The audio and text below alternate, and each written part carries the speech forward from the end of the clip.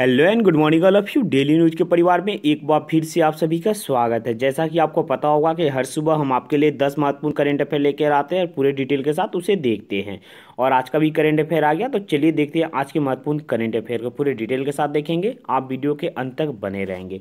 आज डेट है 9 अक्टूबर 2020 और आज का पहला प्रश्न, नागरिक उड्डयन सुरक्षा ब्यूरो यानी BCAS, bureau of civil aviation security के महानिदेशक यानी डायरेक्टर जनरल के रूप में किसे नियुक्त किया गया है। आपके पास 4 ऑप्शन दिए गए हैं और आपका सही जवाब होगा option A, M A Ganapati को नागरिक उड्डयन सुरक्षा ब्यूरो यानी bureau of civil aviation security के महानिदेशक यानी डायरेक्टर जनरल नियुक्त किया गया है।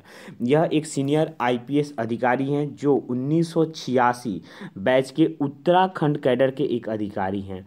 यह जो BCAS है इसके महानिदेशक पहले थे राकेश अस्थाना इसके महानिदेशक थे, लेकिन राकेश अस्थाना को यहाँ से हटाकर BSF बॉर्डर सिक्योरिटी फोर्स का महानिदेशक बना दिया गया। तो जब राकेश कुमार अस्थाना BSF के महानिदेशक बन गए तो BCAS का स्थान खाली हो गया। तो इस स्थान पर अब MA गणपति को इस स्थान पर नियुक्त किया गया है। यह 29 फरवरी 2024 तक इस पद पर रहेंगे और 29 फरवरी 2024 का ही MA गणपति का रिटायरमेंट भी है। अब BCAS इसकी स्थापना 1978 में हुआ था। इसका हेडक्वार्टर नई दिल्ली में है और इसके प्रमुख तो अब महानिदेशक तो यही बन गया MA गणपति। आगे चलेंगे दूसरे क्वेश्चन की तरफ। क्वेश्चन नंबर 2, किस देश द्वारा तीसरकॉन हाइपरसोनिक क्रूज मिसाइल का सफल परीक्षण किया गया। यह एक हाइपरसोनिक क्रूज मिसाइल है तीसरकॉन और इसका सफल परीक्षण किस देश ने किया है। और आपका सही जवाब हो जाएगा ऑप्शन डी, इसका सफल परीक्षण रसिया के द्वारा किया गया है। रूस ने इसका सफल परीक्षण किया और रूस ने इसका परीक्षण आर्कटिक महासागर में इसका सफल परीक्षण रूस ने किया हुआ है। और इसका परीक्षण जो होता है इसे परीक्षण तो रूस ने किया आर्कटिक महासागर में, इसे एडमिरल गोर्स्कोर फ्रिगेट ने इसे लॉन्च किया हुआ था। यह मिसाइल जो है 450 किलोमीटर की ऊंचाई तक दूरी अपनी तय कर सकती है। इसकी उड़ान यानी परीक्षण जब किया गया था तो 4.5 यानी 4.5 मिनट तक इसका उड़ान चला हुआ था। यह 8 मैक यानी होता है साउंड का जो गति होता है उसको बोला जाता है 1 मैक। तो यह 8 मैक की गति से अपनी उड़ान भरा हुआ था। रसिया ने किया था। रसिया की राजधानी है मॉस्को। रसिया के राष्ट्रपति हैं व्लादिमीर पुतिन और रसिया की मुद्रा है रूसी रूबल। क्वेश्चन नंबर 3, RBI के नए और चौथे उपराज्यपाल यानी डिप्टी गवर्नर के रूप में किसे नियुक्त किया गया। काफ़ी महत्वपूर्ण क्वेश्चन है, ऐसे प्रश्न हमेशा एग्जाम में देखने को मिलता है। RBI यानी रिजर्व बैंक के चौथे डिप्टी गवर्नर के रूप में किसे नियुक्त किया गया है। और आपके पास 4 ऑप्शन दिए गए हैं, सही जवाब हो जाएगा option A, M Rajeshwar Rao को RBI का चौथा डिप्टी गवर्नर के नियुक्त किया गया है। M राजेश्वर राव अभी तक RBI के कार्यकारी निदेशक के पद पर थे, लेकिन अब ये RBI के डिप्टी गवर्नर बन गए। RBI में 4 डिप्टी गवर्नर होते हैं, तो M राजेश्वर राव जो है ये चौथे गवर्नर बने। अब तक चौथा गवर्नर जो थे NS विश्वनाथन थे। तो NS विश्वनाथन ने स्वास्थ्य संबंधी प्रॉब्लम बोला कि हमारा शरीर खराब हो, उसके कारण इन्होंने मार्च 2020 में NS विश्वनाथन ने अपने स्थान पर से इस्तीफा दिया था। तो अब इनका जगह खाली था, तो इनके जगह पर M राजेश्वर राव को चौथा डिप्टी गवर्नर नियुक्त कर दिया गया है। तो RBI में 4 डिप्टी गवर्नर होते हैं, तो ये तो चौथे बने। बाकी के 3 कौन है उनका नाम मैं बता देता हूँ, आप लिख लेंगे। पहला है MD पात्रा, दूसरे हैं BP कानूनगो, तीसरे हैं MK जैन और चौथे बन गए M राजेश्वर। ये 4 RBI के डिप्टी गवर्नर है। इसके साथ साथ RBI में एक गवर्नर का पोस्ट भी होता है, तो ये गवर्नर है अभी शक्तिकांत दास और शक्तिकांत दास जो है वो 25वें नंबर के गवर्नर है। ऐसे प्रश्न हमेशा देखने को मिलता है कि RBI के गवर्नर कौन है, इससे पूछ देगा कि शक्तिकांत दास कितने नंबर के गवर्नर है, तो ये 25वें नंबर के गवर्नर है। RBI की स्थापना 1 अप्रैल 1935 को RBI की स्थापना हुई थी और इसके लिए एक एक्ट आया था RBI एक्ट 1934। इसकी स्थापना कोलकाता में हुआ था। इसका हेडक्वार्टर कोलकाता में ही था, लेकिन 2 साल बाद 1937 में इसका हेडक्वार्टर कोलकाता से मुंबई चला गया, जो अभी भी इसका हेडक्वार्टर मुंबई में ही है। आगे चलेंगे अगले क्वेश्चन की तरफ। क्वेश्चन नंबर 4 काफ़ी महत्वपूर्ण क्वेश्चन है। वर्ष 2020 के लिए साहित्य का नोबेल पुरस्कार, काफ़ी महत्वपूर्ण क्वेश्चन है, वीवीआई कर लीजिएगा, ये ऐसा प्रश्न हमेशा एग्जाम में आता है। साहित्य का नोबेल 2020 के साहित्य का नोबेल किसे दिया गया है? और आपका सही जवाब हो जाएगा लुईस ग्लुक को दिया गया है। लुईस ग्लुक को यह पुरस्कार दिया गया साहित्य का नोबेल। यह अमेरिका के एक कवि हैं लुईस ग्लुक, और इनकी बेमिसाल काव्य आवाज़ के लिए नोबेल पुरस्कार दिया गया है। नोबेल पुरस्कार स्वीडिश अकादमी स्टॉकहोम स्वीडन के द्वारा प्रदान किया जाता है। लुईस ग्लुक जो है इन्हें नोबेल पुरस्कार मिला गया। यह येल विश्वविद्यालय जो न्यू हेवन में है इसमें अंग्रेजी के प्रोफेसर हैं। ये नोबेल के साथ साथ इन्हें और भी पुरस्कार मिल चुका हुआ है। 1993 में इन्हें पुलित्जर पुरस्कार मिल गया है। 2014 में इन्हें राष्ट्रीय पुस्तक पुरस्कार से भी सम्मानित किया जा चुका हुआ है। तो दोस्तों आपको पता होगा कि हमारे लगातार वीडियो में आ रहा है, कभी फिजिक्स का, कभी केमिस्ट्री का, कभी तो जिस दिन खत्म हो जाएगा नोबेल पुरस्कार 6 क्षेत्र में होता है, सभी क्षेत्रों में मिल जाएगा, उस दिन मैं एक अलग से वीडियो बना दूंगा सिर्फ नोबेल का। लेकिन जब भी आएगा मैं उसको रिपीट कर दूंगा और आप भी रिपीट करते रहेंगे। तो साहित्य का नोबेल आपको समझ में आ गया, लुईस ग्लुक को मिला हुआ है। अभी 3 और मिल चुका है, जैसे फिजिक्स का नोबेल, तो फिजिक्स का नोबेल 3 लोगों को मिला हुआ था, रोजर पेनरेज को, एंड्रियाज गेज को, रेइनहार्ड जेंजेल को, इन्हें फिजिक्स का नोबेल मिला हुआ था। केमिस्ट्री का नोबेल इमैनुअल चार्पियर, जेनिकर ए डोडना को मिला हुआ था। और चिकित्सा का नोबेल हार्वे जे अल्टर, माइकल हैंगटन और चार्ल्स एम राइस, ये 3 आदमी को मिला हुआ था चिकित्सा का नोबेल। जब भी नोबेल आए आप सबको एक बार याद कर लेंगे। आप अगर पूरा नाम नहीं याद करते सिर्फ एक ही नाम याद कर लेंगे, इससे आपको सुविधा होगा। आगे चलेंगे आज के अगले क्वेश्चन की तरफ। क्वेश्चन नंबर 5, नासा ने भारत मूल के किस दिव्यंत अंतरिक्ष यात्री के नाम पर एक वाणिज्यिक अंतरिक्ष यान को लॉन्च किया हुआ है? और आपका सही जवाब हो जाएगा ऑप्शन बी, कल्पना चावला। भारतीय मूल की पहली महिला अंतरिक्ष यात्री थी कल्पना चावला, और स्पेस में जाने आने के वक्त इनका निधन भी हो गया था। इनको सम्मान देने के लिए नासा ने इनके नाम पर एक वाणिज्यिक अंतरिक्ष यान को लॉन्च किया हुआ है। नासा अंतर्राष्ट्रीय अंतरिक्ष स्टेशन के लिए वाणिज्यिक कार्गो अंतरिक्ष यान को भेजा गया, और इसका नाम स्टेशन का यान का जो नाम है कल्पना चावला के नाम पर रखा गया। नासा अमेरिका की एक स्पेस एजेंसी है जिसका फुल फॉर्म होता है national aeronautics and space administration. इसकी स्थापना, नासा की स्थापना 1958 में हुआ था। नासा का हेडक्वार्टर जो है वाशिंगटन डीसी में नासा का हेडक्वार्टर है, और इसके प्रमुख है चार्ल्स बोल्डेन।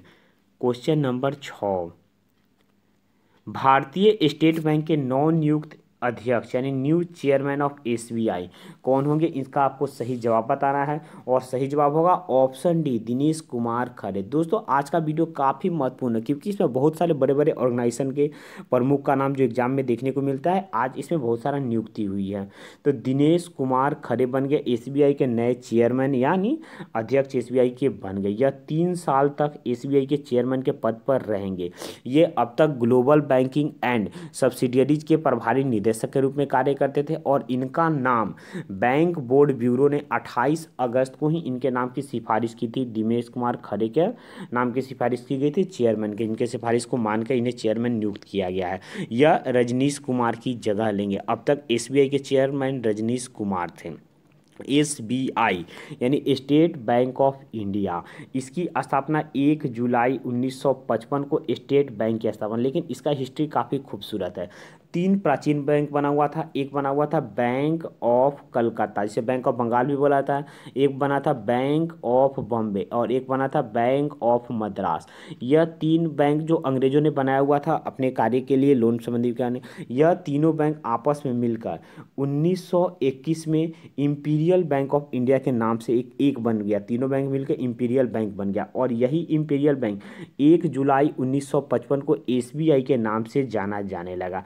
इसका मुख्यालय मुंबई में है। आगे चलेंगे आज के अगले क्वेश्चन की तरफ। Question number 7, India post payment bank यानी IPPB, India post payment bank के नए एमडी और सीईओ के रूप में किसे नियुक्त किया गया है? आपका सही जवाब हो जाएगा ऑप्शन ए, यानी जे वेंकटरमू को आईपीपीबी का नया एमडी और सीईओ के रूप में नियुक्त किया गया है। यह सुरेश सेठी की जगह लेंगे। अब तक आईपीपीबी के एमडी और सीईओ थे सुरेश सेठी, लेकिन अब नए एमडी सीईओ बन गए जे Venkataramu.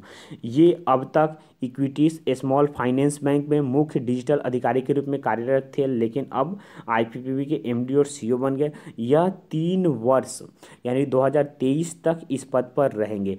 IPPB India post payment bank या इंडिया पोस्ट यानी पोस्ट ऑफिस की एक पेमेंट बैंक की ब्रांच है, जिसकी स्थापना 2018 में प्रधानमंत्री नरेंद्र मोदी ने इसकी स्थापना की हुई थी। इसका प्रेजेंट टाइम पर हेडक्वार्टर है नई दिल्ली में और एमडी और सीईओ तो यही बन गए जे वेंकट रामू।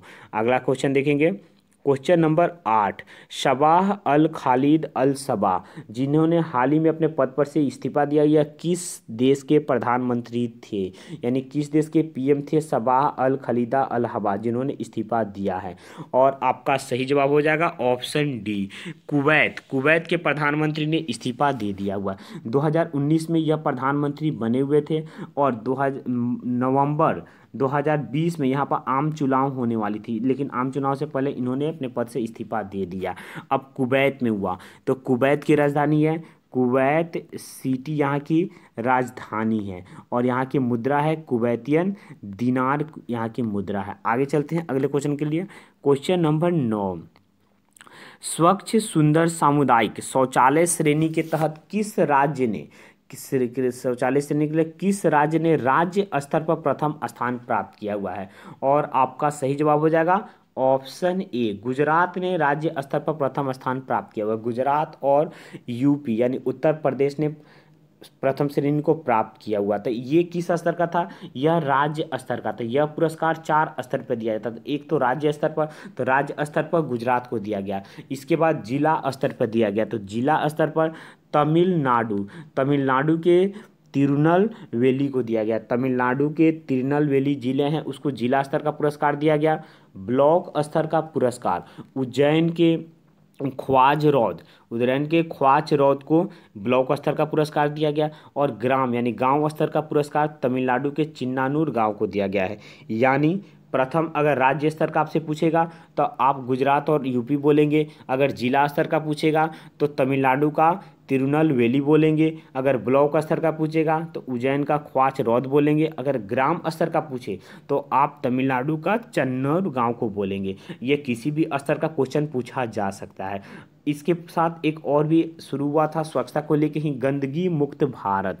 तो गंदगी मुक्त भारत में प्रथम स्थान जो था वह हरियाणा और तेलंगाना को मिला हुआ था। अब गुजरात में हुआ तो गुजरात की राजधानी गांधीनगर है, सीएम है विजय रूपानी और गवर्नर है आचार्य देवव्रत। आगे चलते हैं आज के अगले क्वेश्चन की तरफ। क्वेश्चन नंबर 10, ग्राम संपर्क अभियान किस बैंक की वित्तीय समावेशन एक पहल है? ग्राम संपर्क अभियान, और आपका सही जवाब हो जाएगा option B, PNB, Punjab national bank की यह एक वित्तीय समावेशन की पहल है पीएनबी। इसकी शुरुआत जो है गांधी जयंती के अवसर पे की गई थी। इसकी शुरुआत केंद्रीय कृषि और किसान कल्याण मंत्री जो है नरेंद्र सिंह तोमर ने इसकी शुरुआत की गई थी। इसके शुरुआत में 4 मुद्दे को मेन रखा गया था, जैसे एक डिजिटल बनाना, दूसरा ऋण यानी लोन संबंधित, सामाजिक सुरक्षा और वित्तीय साक्षरता पर केंद्रित इसका मकसद था। यह अभियान जो है 31 दिसंबर 2020 तक यह समाप्त होगा, उतना तक चलेगा, 31 दिसंबर 2020 को समाप्त हो जाएगा। दोस्तों इसके साथ साथ आज का वीडियो भी खत्म होता है। वीडियो अगर आपको अच्छा लगा होगा तो वीडियो को लाइक करेंगे, अगर आपका कोई सुझाव होगा तो कमेंट बॉक्स में आप अपना सुझाव देंगे। वीडियो का पीडीएफ लेना है तो पीडीएफ के लिए आप हमारे टेलीग्राम ग्रुप से जुड़ जाएंगे। टेलीग्राम ग्रुप का लिंक वीडियो के डिस्क्रिप्शन में दिया गया है। टेलीग्राम ग्रुप पर आपको पीडीएफ के साथ साथ प्रीवियस ईयर के क्वेश्चन भी मिलते हैं। टेलीग्राम ग्रुप पर क्विज भी किया जाता है और टेलीग्राम ग्रुप की सबसे अच्छी खासियत है कि वहाँ पर हम लोग 1 मंथ 2 मंथ पहले का जो करंट अफेयर होगा उसको भी क्यूज करवाते हैं कि आपका करंट अफेयर का रिवीजन हो सके। तो आप टेलीग्राम ग्रुप से जुड़ जाएंगे, वो आपके लिए काफ़ी हेल्पफुल होगा। आप हमें फेसबुक पर और इंस्टाग्राम पर भी फॉलो कर सकते हैं, वहाँ पर भी डेली न्यूज़ के नाम से ही हमारा अकाउंट होगा। दोस्तों वीडियो को शेयर निश्चित तौर पर कर देंगे, यह शेयर करेंगे तो जो देखेगा उस सबको लाभ होगा। चैनल को सब्सक्राइब ना किए हुए तो चैनल को निश्चित तौर पर सब्सक्राइब करेंगे, यह चैनल आपके लिए काफ़ी हेल्पफुल होगा। वीडियो को पूरा देखने के लिए, अंत तक बने रहने के लिए आपका धन्यवाद। आपका दिन शुभ हो।